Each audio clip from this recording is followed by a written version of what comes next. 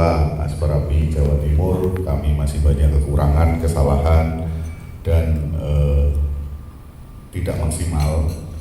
Mohon dibukakan pintu maaf, karena kami juga manusia biasa yang tidak luput dari dosa, dari kekurangan.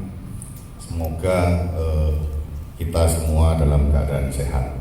Amin, amin, amin, amin. Yang pertama, permohonan maaf. Yang kedua, terima kasih banyak.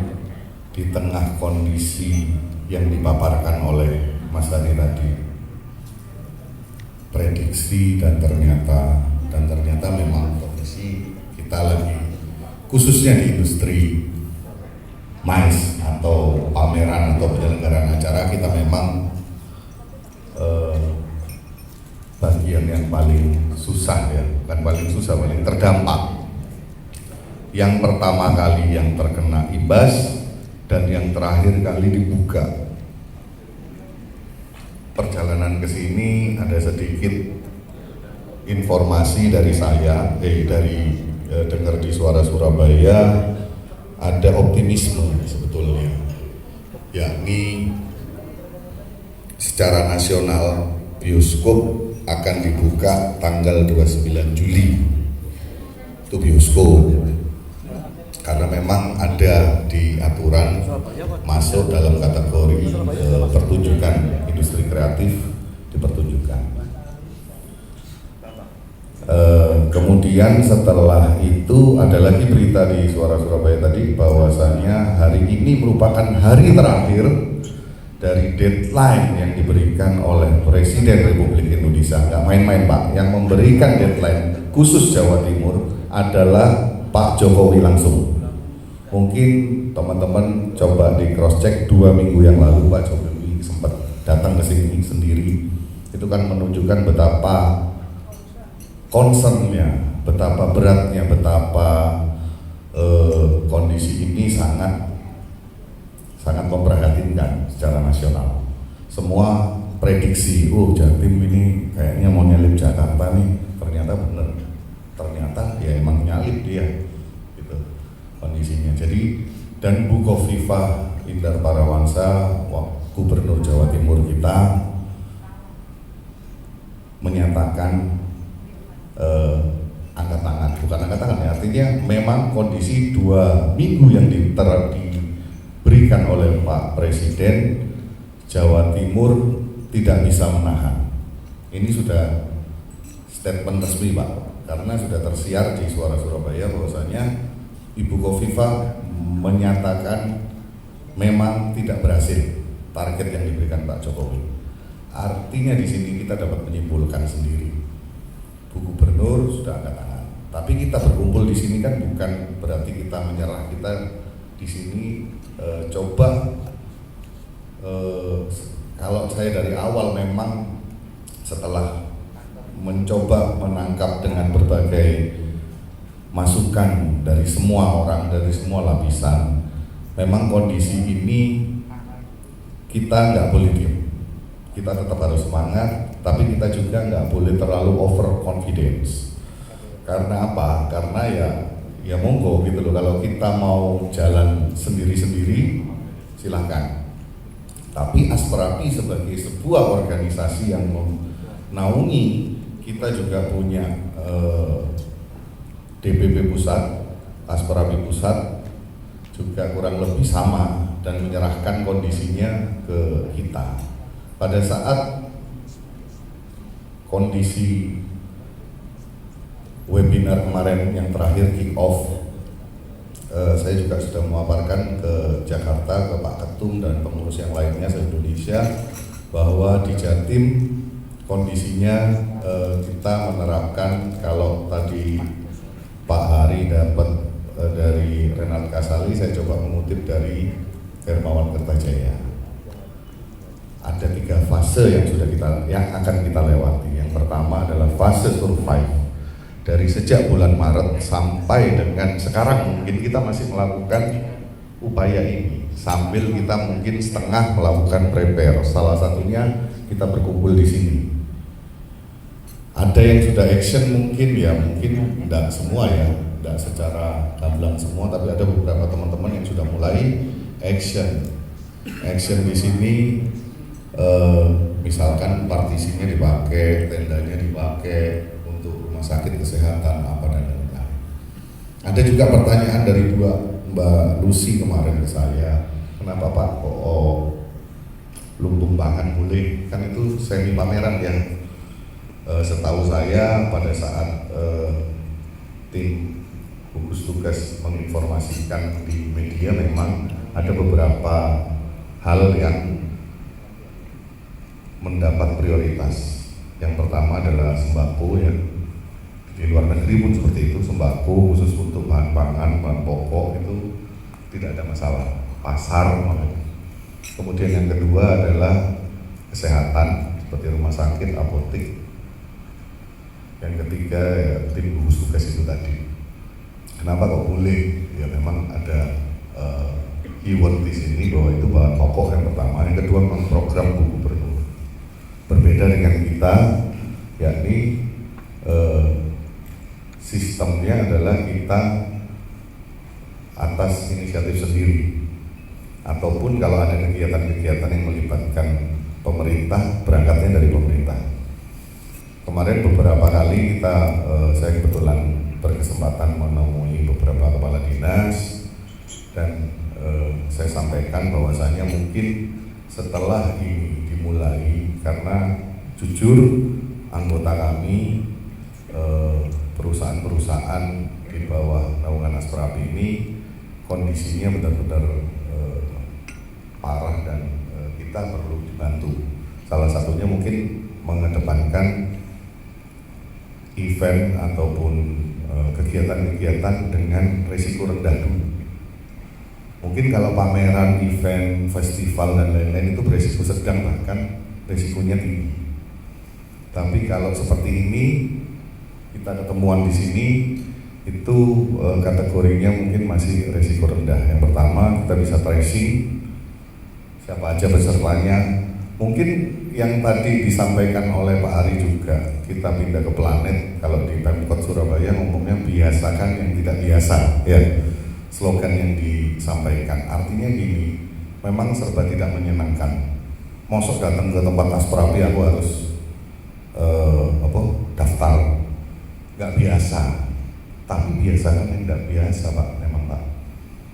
Asprapi seperti keluarga bagi saya. Datang aja. Daftar aja, nggak daftar ya pokoknya semua kita anggap keluarga. Saya dapat komplain, pengurusnya banyak sekali Asprapi.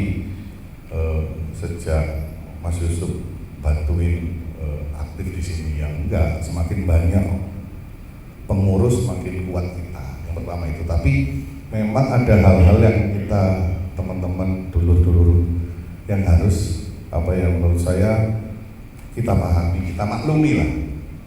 Datang sama Mbak Lucy harus daftar Pak, nggak boleh di atas 35. Kita mau simulasi tapi kita mulai dari diri kita sendiri aja, kita belum sanggup untuk melaksanakan itu, gimana kita mau meyakinkan orang lain bahwa ini bisa. Katakan kita ngatur jarak apa dan lain-lain kan sudah disampaikan tadi sama Mbak Lucy. Yaitu, jadi kita memang harus membiasakan sesuatu hal yang tidak biasa. Di sini saya nggak mau panjang lebar juga, sekaligus saya malah minta masukan dari teman-teman. Seperti yang saya share di grup, tolong dibaca. Di sesi ini kalau saya paparkan juga semua sudah dapat materinya, semua bisa membaca. Justru yang paling penting dari pertemuan ini, yang pertama adalah kita kalau Pak Jokowi bilang samakan rasa kita dulu nih. Kalau mau berangkat sendiri, mau cepat. Ya kan ada pepatah juga bilang kalau mau cepat ya berangkat sendiri, kalau mau selamat rame-rame bareng-bareng. Nah, karena kita berasosiasi, berorganisasi, langkah itu yang harus kita kedepankan. Memang semua kita pengennya cepat. Tapi cepat yang bagaimana, yang aman, yang tidak sampai menimbulkan klaster baru, itu yang susah, yang mau kita jalankan sekarang. Yang kedua, bagaimana kita menerapkan new normalize ini. Jadi setelah kick off di Jakarta kemarin, sekarang kita masuk ke tahapan briefing.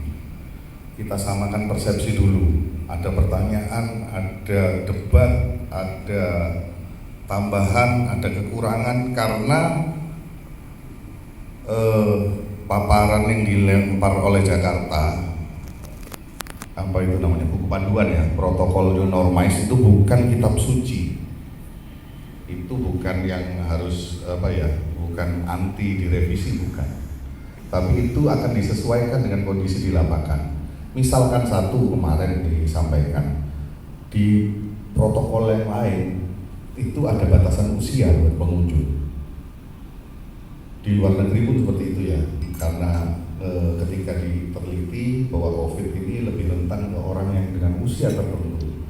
Jadi ada aturan di protokol yang harusnya muncul, tapi tidak muncul di situ.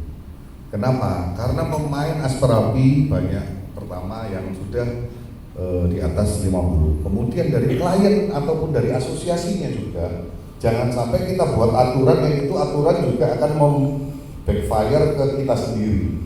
Akhirnya tidak dimunculkan aturan itu. Kalau secara protokol ada aturan bahwasanya mungkin sempat juga ramai di mall ada pembatasan usia ya, kalau di Jakarta saya pernah dapat kabarnya. Tapi di protokol aspirapi new normalize tidak muncul. Nah, itu salah satu kearifan lokal yang diadop oleh Jakarta. Apakah di Surabaya nanti kita bisa mengadopsi? Monggo silahkan. Mbak Lucy barusan tanya di sini saya, Pak, itu apakah betul harus ada isian formulir ketika datang ke pameran? Itu aturan yang ada di sini. Makin yang kita bahas di sini perlu nggak sih seperti itu gitu? Dalam rangka kenapa kondisinya seperti itu ya, karena memang kita penekanannya dari 3 hal yang tadi disampaikan oleh Pak Hari memang di aspirapi new normalize itu ada 3 hal. Yang pertama tracing, kemudian physical distancing ya, yang terakhir hygiene. Standar hygiene semua punya, terutama venue ya. Biasanya biarpun nggak ada pandemi ini kan sebenarnya kan kalau hygiene itu barang lumrah di perhotelan, di industri hospitality. Kembali lagi ke kick off new normalize, setelah briefing kita hari ini, mudah-mudahan kita bisa dapat masukan banyak dari teman-teman.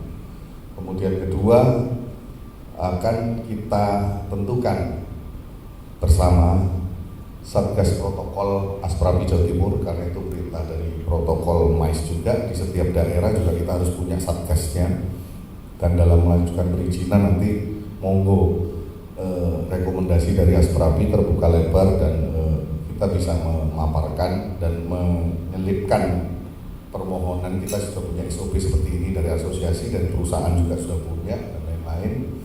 Setelah Satgas Protokol itu dibentuk, kita segera melakukan sosialisasi, publikasi, mungkin press conference, mengundang media dan lain-lain bahwa kita akan memulai pameran ini. Ada beberapa pameran yang mungkin bisa jadi permulaan simulasi kapan kita mau memulai ini semua. Nanti kita bisa koordinasi dari Mas Gilang ya, atau dari Pak Rahmat, atau dari Bu Lucy, nanti ada event apa yang pertama yang bisa kita ini kan, kita tonjolkan. Kita bisa membuat simulasi seperti wedding mungkin, cuman update terakhir dari pusat itu ketua-ketua, pengurus-pengurus, senior-senior Aspirapi di Jakarta itu satu suara bahwasannya memang ke depan itu semuanya akan berbasis online, berbasis virtual, teknologi. Tapi di industri kita tidak semuanya harus kita lakukan secara virtual dan teknologi. Itu adalah pengembangannya. Tapi base-nya adalah bisnis MAIS, adalah bisnis networking, bisnis lobbying, bisnis menjalin relasi. Tidak bisa semuanya di webinarkan. Kalau di webinarkan ngantuk katanya. Tanya Pak Ketua Inka, Pak Alan, Pak Iqbal. Dan hotel ataupun venue di Andra, Grand City, Jatim Expo, JX, ya jadinya maksudnya tidak mendukung di industri itu. Jadi kita tetap mengedepankan harus ada pertemuan, harus ada kegiatannya. Kalaupun nanti memang harus divirtualkan, itu adalah menu bonus dari pengurangan pengunjung dan lain-lain. Itu nanti bisa di live on Instagram dan lain-lain, monggo silakan. Tapi sepertinya para ketua senior dari Jakarta, pemain Asperapi tetap berharap kita harus melakukan kegiatan. Kalau ada simulasi, jangan simulasi aja, tolong buat pamerannya. Jadi memang ada pameran, kita ngomong ada pameran di Grand City, di Andra dan JX serentak. Misalkan pameran, katakan pameran batik atau pameran UKM, kita batasin cuma 10 misalkan gitu. Tapi tetap berjalan seperti pameran biasa, tidak hanya simulasi. Paham ya ya? Maksudnya ya ada peserta pamerannya. Ya kita mengundang pengunjung dan kita mencoba trial and error. Karena kalau kita tidak trial and error, nggak bisa. Kita dapat mana evaluasinya? Kalau cuman menerapkan, dibuat videonya, orang datang. Kalau saya lihat di wedding kemarin itu ya, Ibu, actualnya sulit. Karena kita cuman acting gitu ya, acting gitu kayak memperagakan sesuatu, nggak dapet feel-nya. Buat aja pameran gitu. Mau itu di mall-nya misalkan di Grand City, nanti siapa IO-nya kita atur, Asperapi IO-nya. Kita bagi tugas. Pesertanya mungkin gratis, lahannya gratis, partisinya gratis, siapa yang mau ini kan kita undang di situ. Pemilik kebijakan, mulai dari wali kota, ketua Satgas dan polisi, 3 itu aja. Kalau provinsi kemungkinan ngikut karena saya ngomong di sini dalam kapasitas kota Surabaya. Kalau ngomong Jawa Timur kan ya memang perlu kita undang, tapi kita di sini kan lebih berkepentingan untuk event-event yang ada di kota Surabaya dulu. Sambil kalau memang ada kemungkinan itu diselenggarakan di Malang dan lain-lain, baru kita bisa mengundang Pemprov. Tapi untuk Pemkot kita coba di paling tidak di 3 venue anggota kita di situ. Atau kalau mau kita mengajak mal-mal sekalian, ayo kita simulasi biar memulai.